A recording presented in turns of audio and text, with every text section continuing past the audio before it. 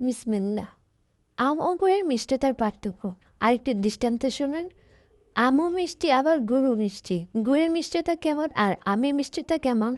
উভয়ের মিষ্টতার মধ্যে যে পার্থক্য তা বড় থেকে বড় কোনো দার্শনিক ও যুক্তিবাদী কখনই বর্ণনা করতে পারবে না। কারণ উভয়ের মিষ্টতার মধ্যে যে পার্থক্য তা ভাষা দ্বারা বর্ণনা করা সম্ভব নয়। এই পার্থক্য বোঝার জন্য প্রশ্নকারীকে বলতে হবে যে তুমি গুড়ও খাও এবং আমও খাও, তাহলে বুঝতে পারবে আমের মিষ্টতা কেমন আর গুড়ের মিষ্টতা কেমন।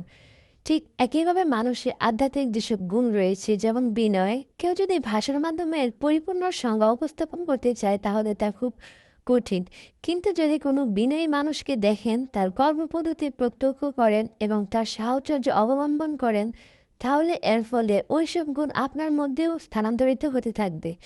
এজন্য তাসাউফ ও সুনকের মধ্যে শাইখের সান্নিধ্য অবলম্বন করা ও তার শরণাপন্ন হওয়া জরুরি। শুধু কথা বলার দ্বারা এই জিনিস লাভ হয় না, বরং কারো ঘষা মাজা খেলে আল্লাহ তার অনুগ্রহ করার ফলে এই জিনিস লাভ